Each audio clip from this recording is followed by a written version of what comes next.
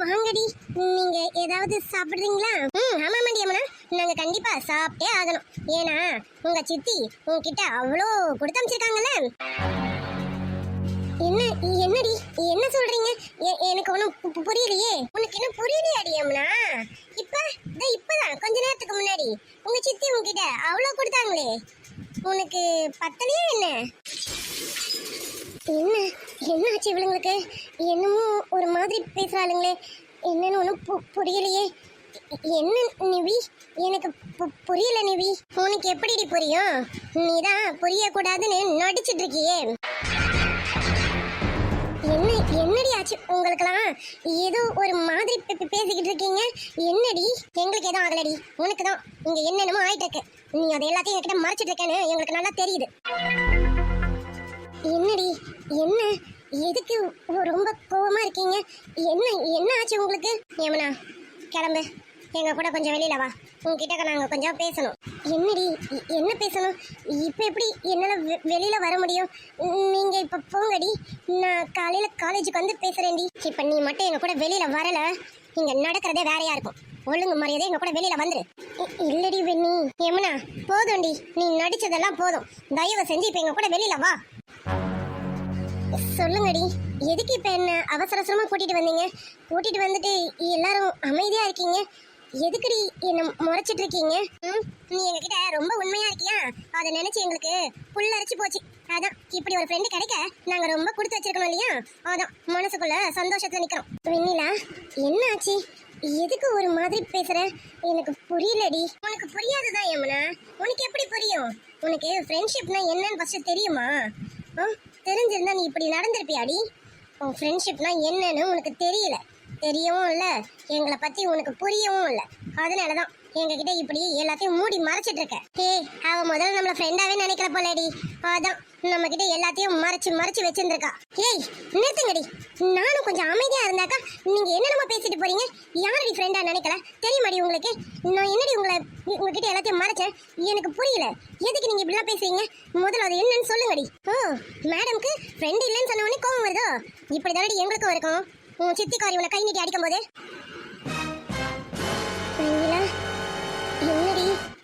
என்னடி ஏண்டி உனக்கெல்லாம் நாங்க ஃப்ரெண்ட்ஸ்ன்றது ஞாபகத்துல இருக்கா இல்லையாடி? ஏண்டி யமுனா இப்படி இருந்திருக்க? எனக்கு புரியல. வெளியில சுட்டித்தனமா விளையாடிக்கிட்டு ஓடி ஆடி திரிஞ்சிட்டு இருக்க. ஆனா உன் வீட்டுல நீ கொத்தடிமையா இருக்கிற. உன் சித்திக்காரி உன்னை கை நீட்டி அத்தனை அடி அடிக்கிறா. நாங்களாம் எப்படி துளைச்சு போனோம் தெரியுமாடி அதை பார்த்துட்டு? என்ன கேட்க போற? உன் சித்தி உன்னை அடிச்சத நாங்க எப்படி பாத்துட்டேன்னு பாக்குறியா? அந்த பொம்பளை உன்னை அடிக்கிறது எங்களுக்கு கீழே சவுண்ட் கேட்டுதுடி. ச்சே, அவள ஒரு பொம்பளையா? அவன் உன்னை ஈவே இருக்கலாம் இப்படி அடிக்கிறான். நாங்க சத்தம் கேட்டு என்னன்னு மேல வந்தா உன்னை மாட்டு அடிக்கிற மாதிரி அடிச்சிட்டு இருக்காடி அவ. எங்களுக்கு அப்பவே துடிச்சது. அவளை அப்பவே நாங்க கொலை பண்ணி போட்டுட்டு இருப்போம். ஆனா நாங்களும் வேஸ்ட் தாண்டி. உன் கூட இத்தனை வருஷம் ஃப்ரெண்ட்ஷிப்பா இருந்து என்ன பிரயோஜனம் சொல்லு? உன்னோட கஷ்ட நஷ்டங்கள் என்னன்னு தெரியாம உன் கூட சேர்ந்து சுத்தி இருக்கோம். ஒரு மாசம், ஒரே ஒரு மாசம் தான் குரு அண்ணா உன்னை லவ் பண்ணியிருக்காங்க. இந்த ஒரு மாசத்துல அவர் உன்னை எவ்வளவு புரிஞ்சிருக்காரு தெரியுமா? உனக்கு ஒரு கஷ்டங்கிறது அவர் எந்த அளவுக்கு உணர்ந்திருக்காரு தெரியுமா? நல்ல வேலை குரு அண்ணா என்கிட்ட வந்து விஷயத்த சொன்னாரு. அவர் சொன்னதுனாலதான் உன் வீடு வரைக்கும் நாங்க இன்னைக்கு வந்து பார்க்கணும்னு நினைச்சோம். பார்த்ததுனாலதான் இப்படிப்பட்ட கன்றாவெல்லாம் எங்க கண்ணுக்கு தெரிஞ்சது. அப்போ குருதான் சொன்னாரா? ஆமா, குரு அண்ணா என்கிட்டயும் நரேன்கிட்டயும் வந்து பேசினாரு.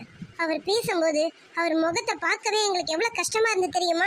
உன்னை நினைச்சு அவ்வளவு வருத்தப்பட்டாரு அவரு. ஆனா அவருக்கு விஷயம் என்னன்னு தெரியல தெரியுமா? ஆனா உனக்கு ஏதோ ஒரு பிரச்சனைன்னு மட்டும் அவரு உணர்ந்துட்டாரு. அது உணர்ந்ததுனாலதான் என்கிட்ட வந்து சொன்னாரு. அவர் சொன்னதுனாலதான் நாங்க வந்து பார்த்தோம். இன்னைக்கு நாங்க அந்த இடத்துலயே உன் சித்திக்காரிய எதெல்லாம் பேசியிருப்போம்.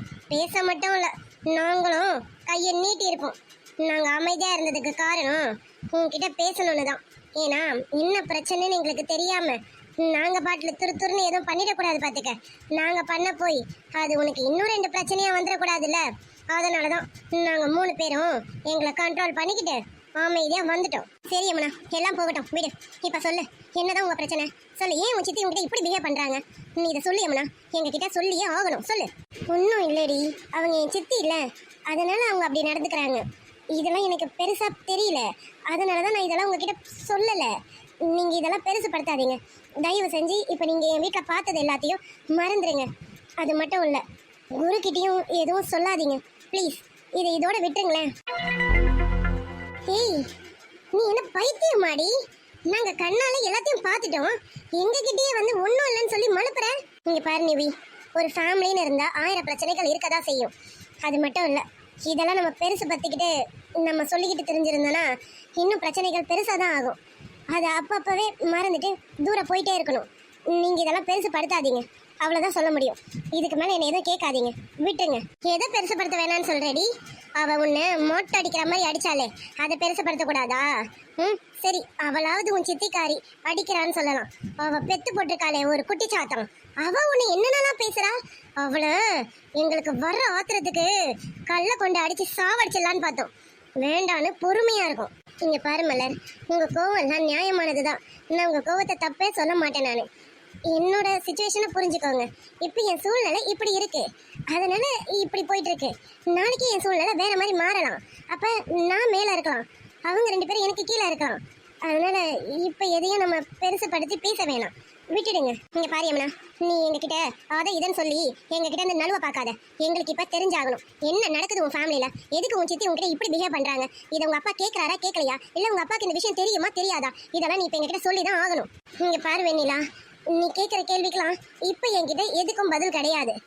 நீ இப்போ என்னை இந்த மாதிரி கேட்குறத விட்டுடு, தயவு செஞ்சு இப்போ என்னை விட்டுருங்க. நான் வீட்டுக்கு போகிறேன்.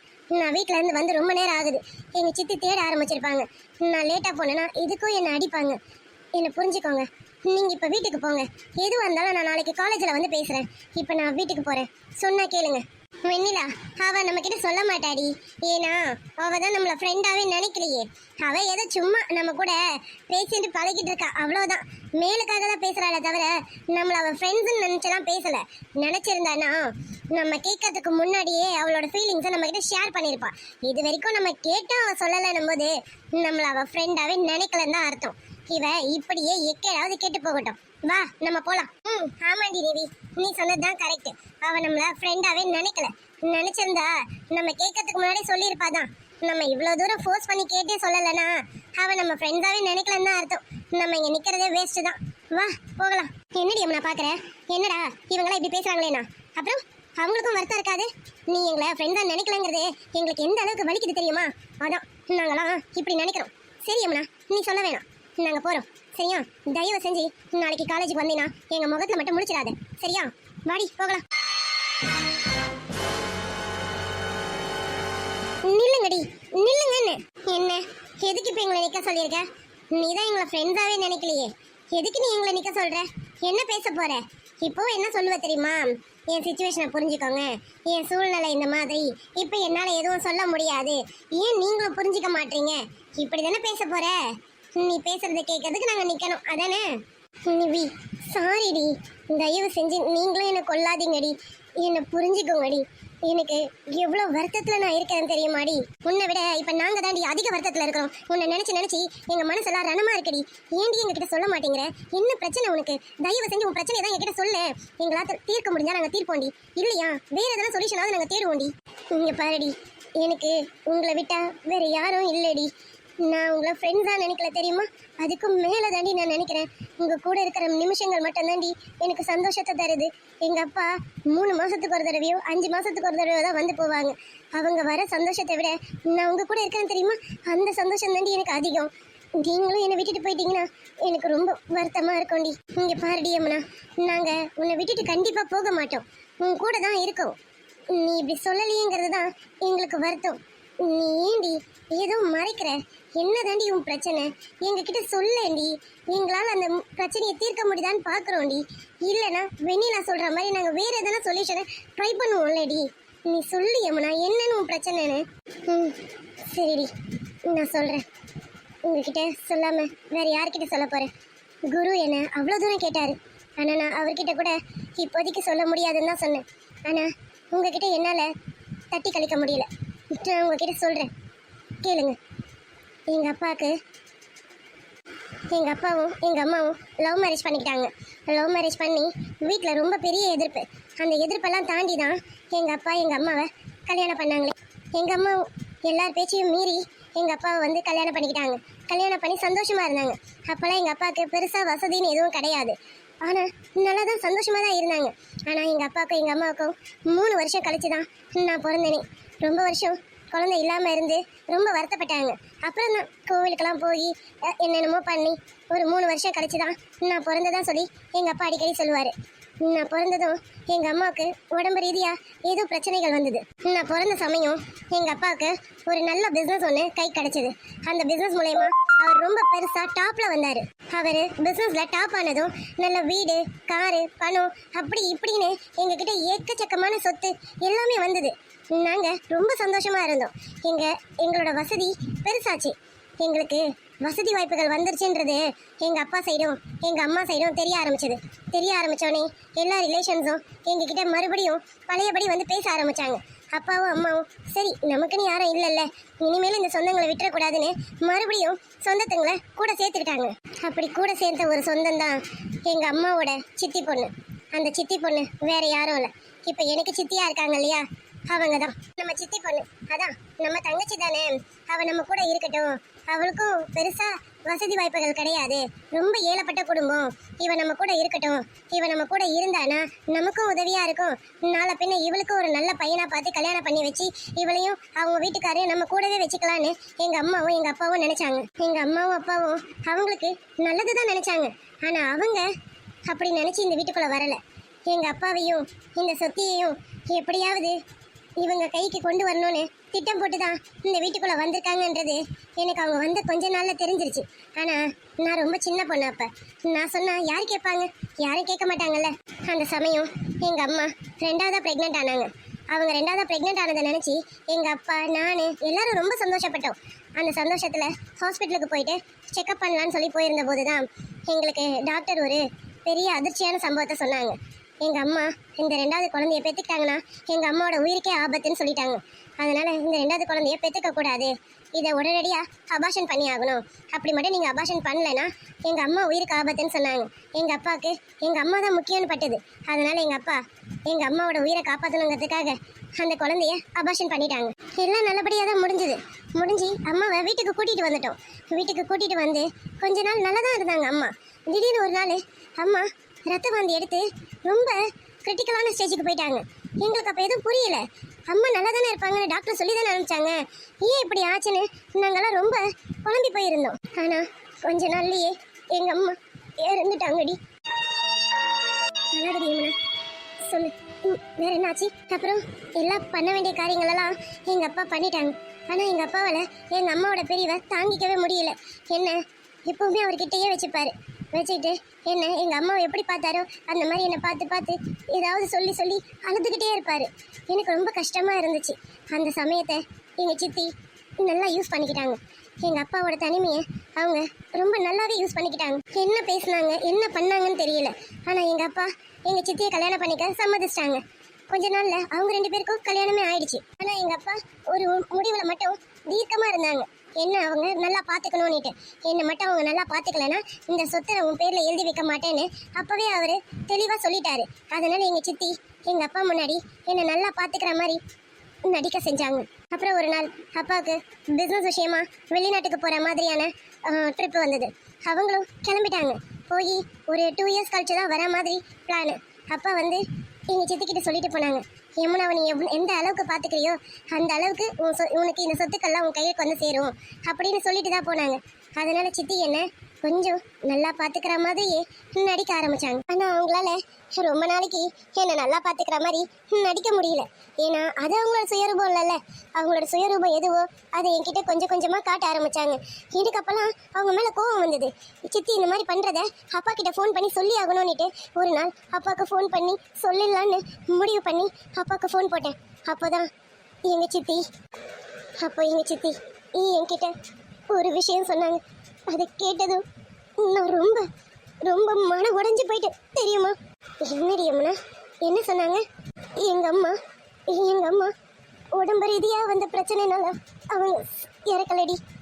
இந்த சித்தி தான் அவங்களுக்கு ஏதோ ஸ்லோ பாய்சன் கொடுத்து சாவடிச்சிட்டாங்கடி. என்னடி சொல்ற? சொல்ற? ஏய், அந்த சித்திக்காரியாடி இப்படி பண்ணா? இது உங்க அப்பா கிட்ட சொல்ல வேண்டியதுனடி நீனு? ஆமாண்டி யமுனா, அவளை சும்மா விட்டுருக்க கூடாதுல்ல. நீ ஏண்டி அமைதியா இருந்த? அவங்க எங்க அம்மாவை மட்டும் கொலை பண்ணலடி. எனக்கு ஒரு தம்பி பாப்பாவோ இல்ல தங்கச்சி பாப்பாவோ வர இருந்தது இல்ல, அந்த குழந்தைய அழிச்சதும் அவங்க தாண்டி. அந்த டாக்டரை விட்டு பிளான் பண்ணி எங்க அப்பா கிட்ட பேசியிருக்காங்க, எப்படியாவது அந்த குழந்தைய அழிச்சிடணும்னுட்டு. அதே மாதிரி அந்த டாக்டர் எங்க அப்பா கிட்ட பேசி அந்த குழந்தைய அபார்ட் பண்ண வச்சுட்டாங்கடி. சீ, இவளா ஒரு பொம்பளையா? ஒரு குழந்தைய கொண்டு இருக்கா? எதுக்கடி அவ இந்த மாதிரிலாம் பண்ணா? எதனால? எல்லாம் எதனால? ஆசை யாரை விட்டது? இந்த சொத்து, வீடு, காரு, பங்களா இதெல்லாம் அவங்களுக்கு பேராசைய மனசுக்குள்ள தூண்டி விட்டுருச்சு. அதான், வேற ஒன்றும் இல்லை. அதுக்காக குழந்தைய கூட மாடி. இன்னொரு குழந்தை பிறந்தா சொத்து ரெண்டா பிரிஞ்சிடும்ல, எனக்கு அவங்களுக்குன்னு. அதனால அந்த சொத்து பிரியக்கூடாதுன்னு அதை கருவிலேயே அழிச்சிட்டாங்க. ஒன்று. இன்னொன்று வந்து எங்கள் அம்மாவோட இடத்த அவங்க ஆளணும்னு நினச்சாங்க. அதுக்காக எங்கள் அம்மாவுக்கு பிளான் பண்ணி ஸ்லோ பாய்சன் கொஞ்சம் கொஞ்சமாக கொடுத்து அவங்களையும் சாவடிச்சிட்டாங்க. இதெல்லாம் என் சித்தி என்கிட்ட இது எல்லாத்தையும் சொன்னாங்க. சொல்லிட்டு என்ன தெரியுமா சொன்னாங்க? இப்போ நான் சொன்னதெல்லாம் நீ போய் உங்கள் அப்பா கிட்ட சொல்லணும்னு ஆசைப்படுறல, போய் நீ தாராளமாக சொல்லு. நீ சொன்ன அடுத்த நிமிஷம் உங்கள் அப்பங்காரனும் உயிரோட இருக்க மாட்டான் அப்படின்னு என்கிட்ட சொல்லி மிரட்டினாங்கடி. இப்போ சொல்லுடி, நான் எப்படி சொல்லுவேன்? எனக்குன்னு இருக்கிற ஒரே ஒரு சொந்தம் எங்கள் அப்பா மட்டும்தான். எங்கள் அம்மாவை கொலை பண்ண துணிஞ்சவங்க, எனக்கு வர இருந்த தங்கச்சி பாப்பாவோ தம்பி பாப்பாவையோ அதையே கொலை பண்ண துணிஞ்சவங்க எங்கள் அப்பாவை கொலை பண்ண மாட்டாங்கன்னு என்னடி நிச்சயம் சொல்லு? நானும் அவங்களுக்கு ஏமாத்திரம் என்ன சாப்பிடுச்சா கூட பரவாயில்ல. எங்கள் அப்பாவுக்கு முன்னாடி நான் போயிட்டா கூட சந்தோஷமாக தான் இருப்பேன். ஆனால் என் முன்னாடி எங்கள் அப்பாவுக்கு எதுவும் ஆகக்கூடாதுல்ல. ஏன்னா எனக்குன்னு இப்போ இருக்கிற ஒரே ஒரு சொந்தம் எங்கள் அப்பா மட்டும்தான்டி. எங்கள் அப்பா ரொம்ப நல்லவர். சாரிடி யமுனா, உன் கஷ்டம் என்னன்னு தெரியாமல் உன்னை நாங்களும் கஷ்டப்படுத்துகிற மாதிரி பேசிட்டோண்டி. எங்களை மன்னிச்சிடுடி. சிச்சி, நீங்கள் என்னடி பண்ணுவீங்க? உங்களுக்கு என் மேலே எந்த அளவுக்கு பாசம் இருந்திருந்தா நீங்கள் இவ்வளோ துடிச்சிருப்பீங்க. எனக்காக என் சித்தியை அடிக்கணும், கொலை பண்ணணும், எப்படியெல்லாம் ஆவேசப்பட்டீங்க. எனக்கு அதெல்லாம் நினைக்கும் போது ரொம்ப சந்தோஷமாக இருந்ததுடி. அதனால நீங்களாம் என்கிட்ட மன்னிப்பு கேட்காதீங்கடி. நான் இதை இவ்வளோ நாள் உங்ககிட்ட சொல்லாததுக்கு காரணம், நீங்கள் என்கிட்ட எப்பவும் போல சந்தோஷமாக பேசி சிரிச்சு இருக்கணும். உங்ககிட்ட வந்தாவது நான் எல்லாத்தையும் மறந்து சந்தோஷத்துலேயே இருக்கணும்னு நினச்சிதாண்டி நான் உங்ககிட்ட எல்லாம் சொல்லலை. அது மட்டும் இல்லை, என் கஷ்டத்தை நினச்சி உங்களுக்கும் துளி கூட வருத்தம் வந்துடக்கூடாதுன்னு தான் நான் உங்ககிட்ட சொல்லலைடி. எனக்கு என்ன மன்னிச்சிடுங்கடி. சாரிடி யமுனா, ரொம்ப ரொம்ப சாரிடி. அது மட்டும் இல்லை, நான் குருவை எந்த அளவுக்கு லவ் பண்ணுறேன் தெரியுமா? அவர் இல்லைனா நான் இல்லை தெரியுமா? என் அப்பாவுக்கு அடுத்து நான் குருவை தான் ரொம்ப பெருசாக நினைக்கிறேன். ஏன் தெரியுமா நான் குரு கிட்ட சொல்லலை? நான் இந்த மாதிரி விஷயத்தெல்லாம் குரு கிட்ட சொன்னால் கண்டிப்பாக குரு ரொம்ப கோவப்படுவார். கோவப்பட்டு எங்கள் சித்தி கிட்ட சண்டை போடுவார். எங்கள் சித்தி குருவை எதுவும் பண்ணிடக்கூடாதுல்ல, அதனால தாண்டி நான் சொல்லலை. இன்னொன்று தெரியுமாடி, எனக்கும் குருக்கும் கல்யாணம்லாம் நடக்குமான்னு கேட்டால் கண்டிப்பாக நடக்காது. ஏன்னா எங்கள் சித்தி என்னை குரு கூட கண்டிப்பாக சேர்த்து வைக்க மாட்டாங்க. என்ன ஒன்று சாவடிச்சிருவாங்க, இல்லை இதெல்லாம் வயசானவனுக்கு பார்த்து என்னை கட்டி கொடுத்துருவாங்க. ஏன்னா அவங்களுக்கு இது ரெண்டு தான் பிளானே. ஒன்று என்னை யாரையாவது பிச்சைக்காரனுக்கு கட்டி கொடுத்துடணும், இல்லை என்னை சாவடிச்சிடணும். இதில் ரெண்டுத்தில் ஏதாவது ஒன்று பண்ணாதானே இந்த சொத்தெல்லாம் அவங்களுக்கு போகும்ல. அதனால் ஆனாலும் அப்படி இருந்தும் நான் ஏன் தெரியுமா குருவை லவ் பண்ணுறேன். என் குரு கூட ஒரே ஒரு நாள் வாழ்ந்துட்டா கூட எனக்கு போதும்டி. அடுத்த நிமிஷமே என் உயிர் போனாலும் ரொம்ப சந்தோஷமாக நான் போய் சேர்ந்துட வேண்டி. நான் குருவை ஃபர்ஸ்ட் டைம் பார்த்தேன்ல, அப்போவே நான் அவரை லவ் பண்ண ஆரம்பிச்சிட்டேன் தெரியுமா? ஆனால் என் மனசு அவர்கிட்ட லவ்வை சொல்ல விடலை. ஏன் தெரியுமா? கண்டிப்பாக அவர் என் லவ்வை ஏற்றுப்பாருன்னு எனக்கு தெரியல.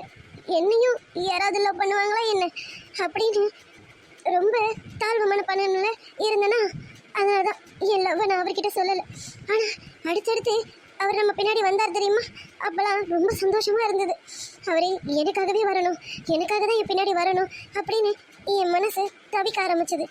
ஆனால் அவர் நான் நிவியை சேஃபாக விடுறதுக்காக வரேன்னு சொல்லும் போதெல்லாம் லைட்டாக வலிக்கும் தான். ஆனால் ஒரு சந்தோஷம் இருக்கும். 1000 தான் இருந்தாலும் அவர் நம்ம பின்னாடி வராருல்ல அப்படிங்கிற ஒரு சந்தோஷம் இருக்கும்.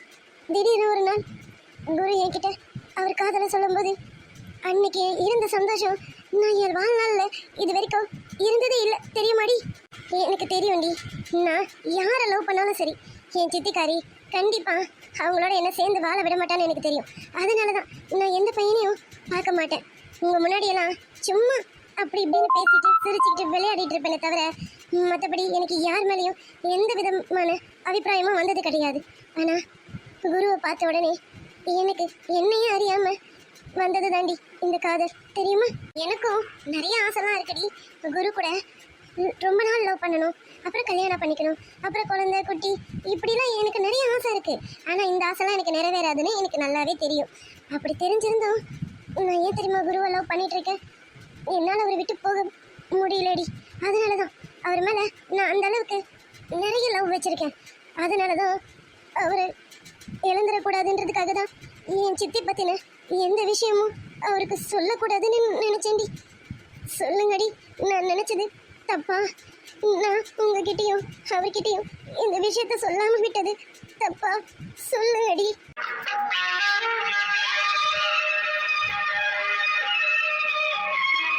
யமுனா, எங்களை மன்னிச்சிடுடி. நீங்க ஏன்டி என்கிட்ட மன்னிப்பு கேட்குறீங்க?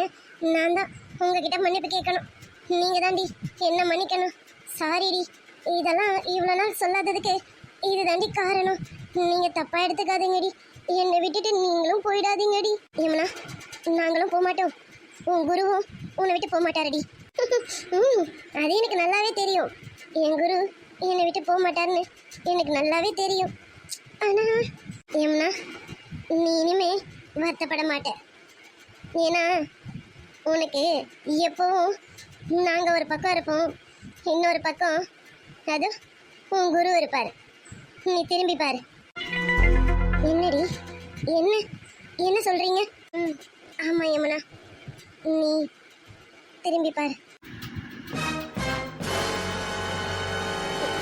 நீங்க நீங்க எப்போ வந்தீங்க? யமுனா, சாரிடி, ரொம்ப சாரிடி. என்ன மன்னிப்பியாடி. நிவிமா வாங்க, நம்ம போலாம். வெண்ணிலா, மலர் வாங்க. சரிங்க நரேன்.